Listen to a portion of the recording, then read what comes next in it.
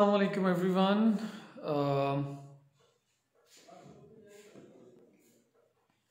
You cannot turn on your phone when you're live.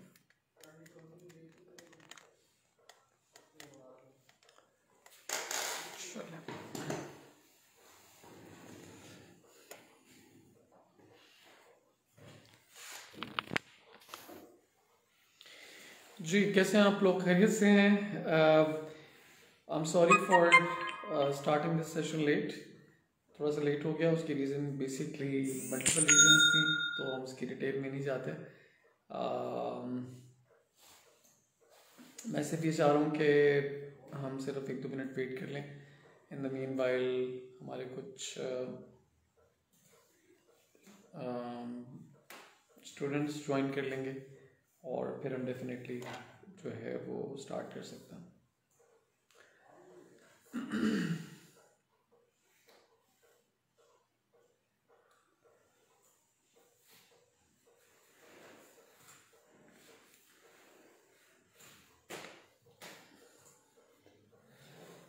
अच्छा चलें जी, audience आना शुरू हो गई है. अच्छा, आज का जो सेशन है ये प्राइमरली A2 स्टूडेंट्स के लिए डिज़ाइंड है. पेपर 3 कल जो है वो A2 स्टूडेंट्स का पेपर 3 है और टफ एग्ज़ाम है. आई कैन अंडरस्टैंड और बेस्ट ऑफ लक. सबसे पहले तो सब लोगों को अल्लाह ताला आप सब लोगों की मदद करे और अल्लाह ताला आप सब लोगों के लिए आसानियाँ पैदा करे. वलीद साबिर, कैसे हैं आप वलीद आफ्टर लॉन्ग टाइम? अच्छा चलें, प्राइमरली ये जो सेशन मैं अभी आपके साथ कंडक्ट कर रहा हूँ, this is answering and paper handling techniques for paper 3. That's basically the heading of this particular, या आज का जो सेशन है उसका टॉपिक जो है वो आंसरिंग टेक्निक्स पे हम बात करेंगे थोड़ी सी, और उसके बाद हम लोग पेपर हैंडलिंग टेक्निक्स जो है उस पे हम लोग जो है वो बात करेंगे. अच्छा देखें, सबसे पहले तो ये है कि जो पेपर 3 है बिजनेस का, that's quite difficult paper, quite difficult exam. और प्राइमरली उसकी रीज़न ये है डिफ़िकल्ट होने की कि business basic skill based assessment जो है एग्ज़ाम है और जनरली आम स्टूडेंट्स को ये बात समझ नहीं आती और वो इसको एक नॉर्मल एग्ज़ाम की तरह हैंडल करने की कोशिश करते हैं, जबकि रिक्वायर्ड ये होता है कि हम अपनी जो एग्ज़ामिनेशन है उसके अंदर अपनी स्किल्स पे फोकस करें और एग्ज़ामिनर को हम knowledge, application, analysis and evaluation की जो स्किल्स हैं वो हम एग्ज़ामिनर को प्रोवाइड करें. बिकॉज एग्ज़ामिनर हमें जो मार्क्स अवॉर्ड करेगा, जो मार्किंग स्कीम का पैटर्न डेवलप हुआ होता है वो स्किल बेस्ड ही है. एग्ज़ामिनर हमें स्किल्स के हिसाब से मार्क कर रहा होगा.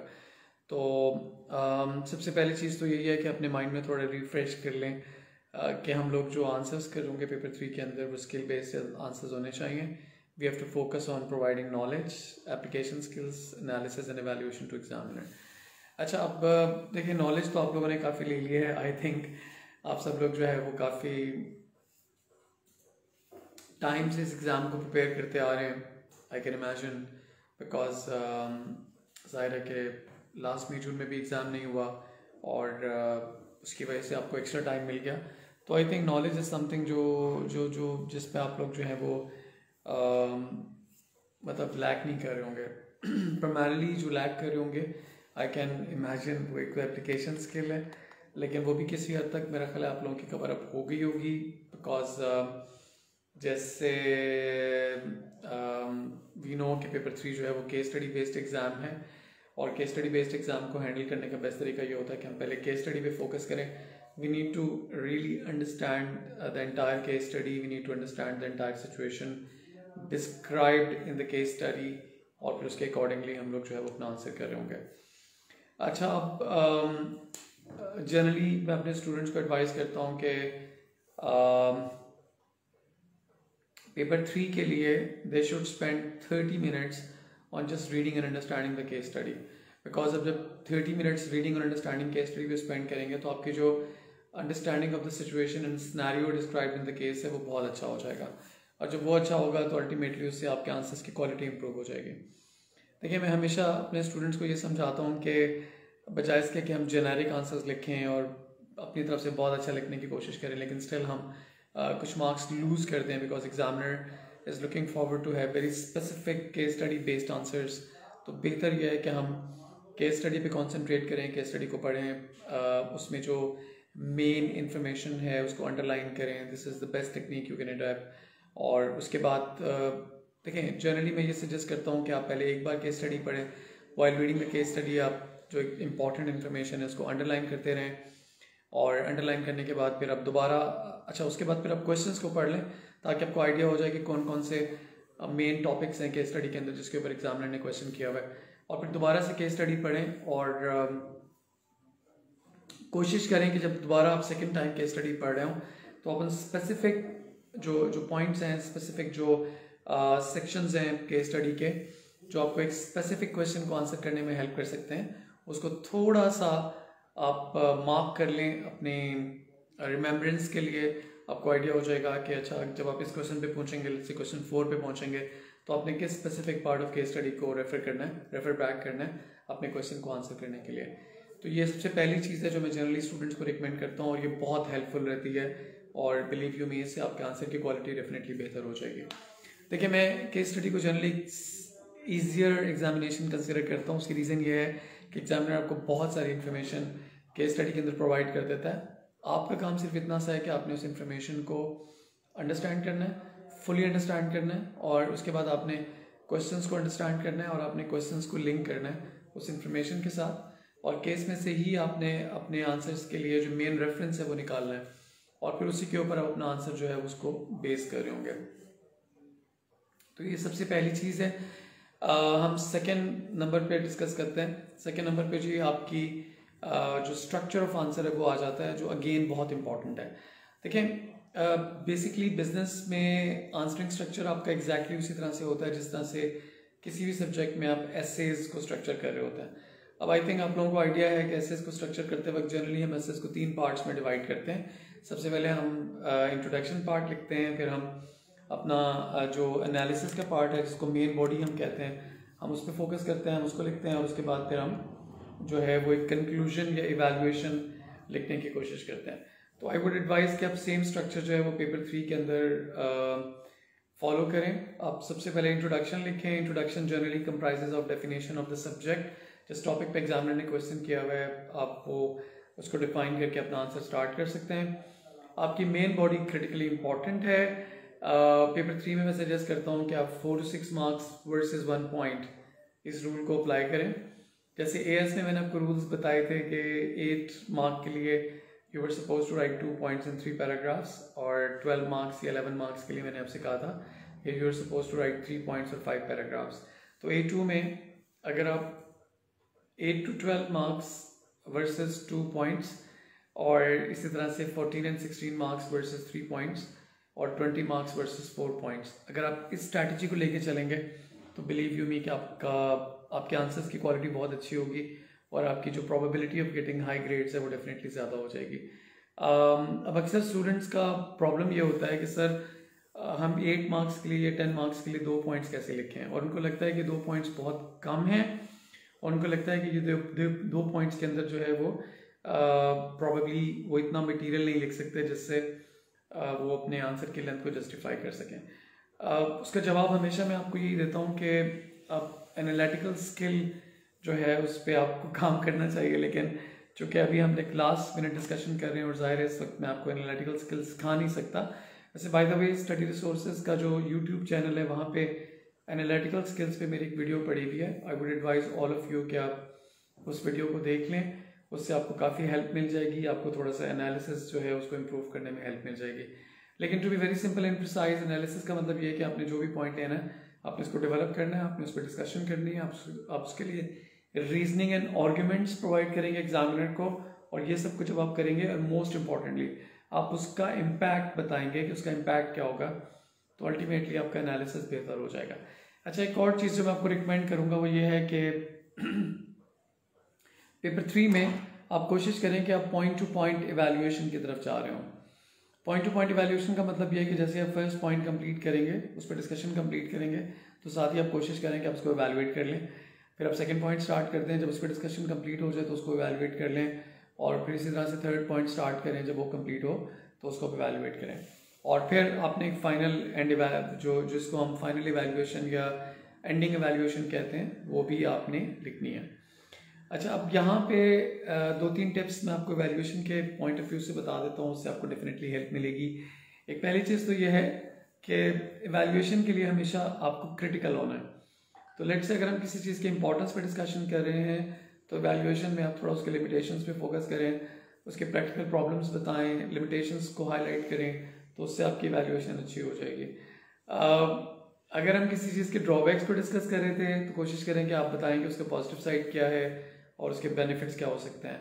और अगर हम बेनिफिट्स एंड ड्रॉबैक दोनों को कवर करें तो फिर आपकी इवैल्यूएशन जो है वो डिसाइडिंग फैक्टर्स पे बेस्ड होनी चाहिए। अगेन मैं आप सबको एडवाइस करूंगा कि आप स्टडी रिसोर्सेज का जो यूट्यूब चैनल है आप उसको सब्सक्राइब भी करें और प्लीज़ वहाँ पे जाके ये जो इवैल्यूएशन और एनालिसिस की वीडियोस हैं इनको ज़रूर देखें, उससे डेफिनेटली आपको हेल्प मिलेगी। तो ये तो एक बेसिक आंसरिंग टेक्निक थी जी जिस पे मैंने आपसे बात की।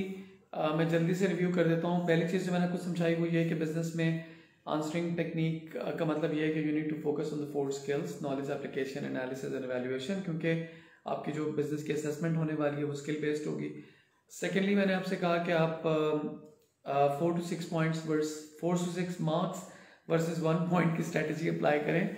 और तीसरा मैंने आपसे कहा कि हर पॉइंट के अंदर इन डेप्थ एनालिसिस प्रोड्यूस करने की कोशिश करें। और चौथा मैंने आपसे कहा कि आप हर पॉइंट को साथ साथ इवैल्यूएट करें, साथ साथ उसकी जो प्रैक्टिकल प्रॉब्लम्स हैं, जो लिमिटेशंस हैं, उनको आप हाईलाइट करें और फिर आखिर में आप एक फाइनल इवैल्यूएशन भी लिखें। अच्छा, फाइनल इवैल्यूएशन के लिए मैं आपको ज़रूर एडवाइस करना चाहूँगा कि कोशिश करें कि वो रेपिटेटिव ना हो। मतलब ऐसा ना हो कि जो डिस्कशन आपने ऊपर की थी वही डिस्कशन उठा के आप फाइनल इवैल्यूएशन में लिखना शुरू कर दें। अगर आप ये काम करेंगे तो डेफिनेटली आप मार्क्स लूज कर रहे होंगे। Thank you so much sir Zafar Hashmi and Waji and Kamran Shahzad and so many other people, thank you so much. आपके अप्रिसिएशन का बहुत शुक्रिया। अच्छा, सो ये एक बेसिक सी टिप्स हैं आंसरिंग टेक्निक के हवाले से। हम थोड़ा सा एक स्टेप आगे चलते हैं और हम थोड़ा सा एग्जाम हैंडलिंग पे बात शुरू करते हैं। बिकॉज जैसे मैंने पहले भी एक वीडियो में कहा था कि समटाइम्स स्टूडेंट्स की प्रिपरेशन बहुत अच्छी होती है, एग्ज़ाम अच्छा नहीं होता। और मैनी टाइम स्टूडेंट की प्रिपरेशन इतनी अच्छी नहीं होती लेकिन एग्ज़ाम अच्छा होता है। और एक जो मेन डिटर्मिनिंग फैक्टर है इस सिनेरियो में वो बेसिकली आपकी एग्ज़ाम हैंडलिंग टेक्निक है कि आप एग्ज़ाम को कितना अच्छा हैंडल करते हैं। अच्छा, अब एग्ज़ाम हैंडलिंग टेक्निक में 3-4 चीज़ें जो मैं पहले अपनी प्रीवियस वीडियोस में बता चुका हूँ, मैं दोबारा से उनको यहाँ पे रिपीट करना चाहूँगा। एक पहली चीज़ तो ये है कि आपका सारा आंसर केस स्टडी बेस्ड होना चाहिए। उसके लिए ज़रूरी है कि आप जो पेपर 3 की केस स्टडी है उसको बहुत कीनली पढ़ें, बहुत कॉन्सेंट्रेशन के साथ उसको पढ़ें, रीड करें, अंडरस्टैंड करें सारी सिचुएशन को, मैनेजर के तौर पे अंडरस्टैंड करें और कोशिश करें कि आप अपने आप को थोड़ा कॉन्टेक्चुअलाइज करें। कॉन्टेक्चुअलाइज करने का मतलब ये है कि आप थोड़ा सा इमेजिन करें कि आप उस बिजनेस के अंदर मौजूद हैं और आप उस सारे सिनेरियो, सारी सिचुएशन से गुजर रहे हैं। उससे आपकी जो कॉन्टेक्चुअलाइजेशन एबिलिटी है, उससे आपके आंसर की जो क्वालिटी है वो अल्टीमेटली बेहतर हो जाएगी। बिकॉज फिर आप एक प्रैक्टिकल व्यू के साथ जो है वो आंसर्स करने की कोशिश करेंगे and that is exactly what examiners looking forward.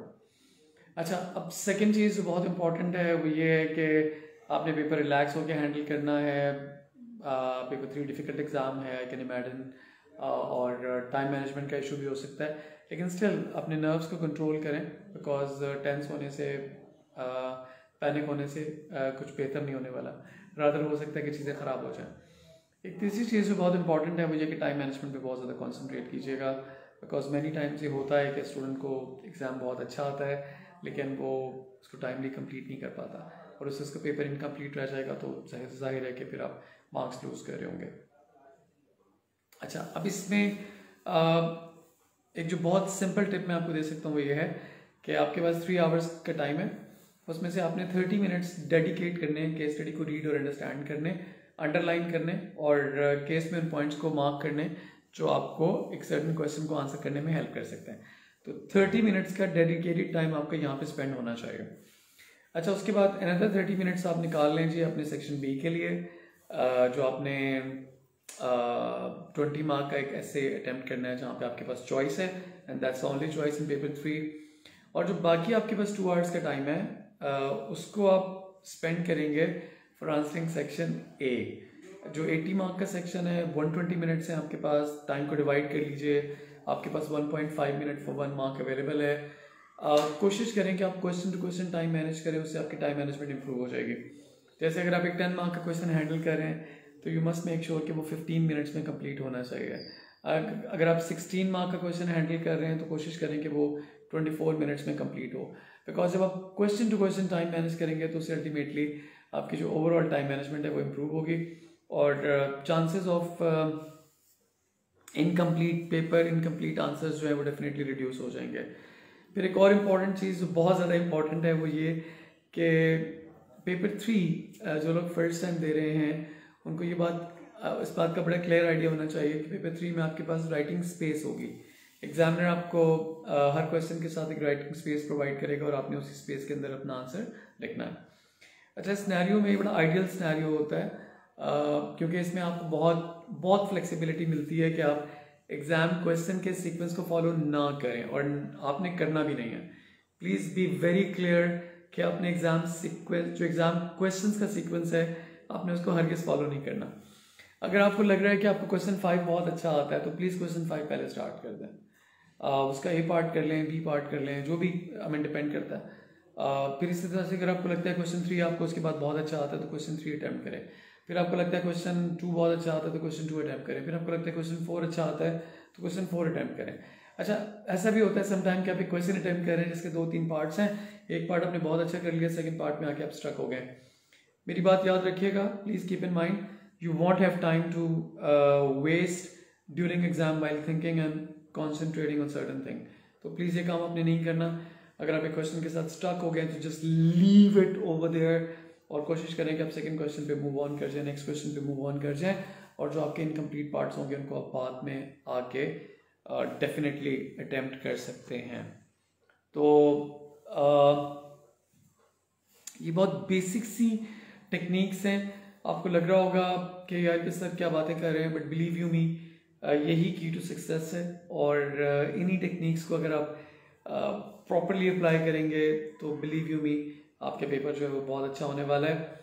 मेरी ढेर सारी दुआएं आप सब लोगों के साथ हैं जो लोग भी अभी इस एग्ज़ाम में अपेयर हो रहे हैं, और मेरा व्हाट्सएप ऑन है और रात को तकरीबन 10:30 बजे तक ऑन रहेगा।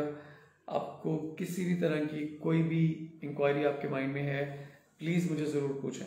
आई would love to answer reply to your inquiries because I really want कि आप सब लोगों का एग्ज़ाम बहुत अच्छा हो। आप मुझसे पढ़ते नहीं पढ़ते डजेंट मैटर, इम्पॉर्टेंट ये है कि अगर मैं आपको हेल्प कर सकता हूँ तो मुझे आपको हेल्प करनी है, और मुझे बताइएगा एग्ज़ाम के बाद आपका एग्ज़ाम कैसा हुआ।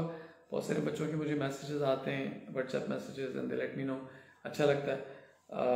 मुझे थोड़ा सा एक सेंस ऑफ अचीवमेंट फील होती है कि जो मैं इस तरह के सेशंस करके आप लोगों को हेल्प आउट करने की कोशिश करता हूँ तो आप लोग उसको वैल्यू करते हैं और आप लोग मुझे एक फीडबैक प्रोवाइड करते हैं कि आपका एग्ज़ाम कैसा हुआ।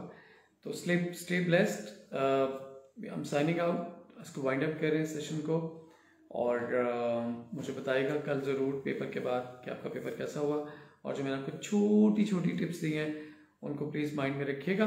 एक बहुत इंपॉर्टेंट चीज़, एक्सट्रीमली इंपॉर्टेंट चीज़ ये है कि स्टडी रिसोर्सेज के जो यूट्यूब चैनल है उसको सब्सक्राइब करें, और वहाँ पे बहुत सारी वीडियोज़ हैं जो मैंने आपकी हेल्प के लिए बनाई हुई हैं, उनको ज़रूर देखिएगा, उससे आपको बहुत सारी हेल्प मिलेगी। स्टडी रिसोर्सेज को प्रमोट कीजिएगा, ये आपका अपना ऑनलाइन स्टोर है। अल्हम्दुलिल्लाह हम पूरे पाकिस्तान में बल्कि पूरी दुनिया में स्टूडेंट्स को हेल्प आउट कर रहे हैं in accessing to their desired resources in a very decent and very appropriate manner. और मुझे अपनी दुआ में याद रखिएगा। आप सब लोगों के लिए ढेर सारी दुआएं। इंशाल्लाह जल्दी दोबारा मुलाकात होगी। मैं पर्पसफुल वीडियोस बनाता रहूँगा, और आप लोग यूट्यूब पे जो स्टडी रिसोर्सेज का चैनल है उसको भी सब्सक्राइब कर लें। एक मेरा पर्सनल चैनल है अबू बकर अहमद के नाम से, उसको भी सब्सक्राइब कर लें, और इंशाल्लाह आप लोगों से इसी तरह से मुलाकात होती रहेगी। थैंक यू सो मच, बहुत शुक्रिया इस सेशन को अटेंड करने का, ज्वाइन करने का। दोबारा मिलते हैं। थैंक यू सो मच, अल्लाह हाफिज़।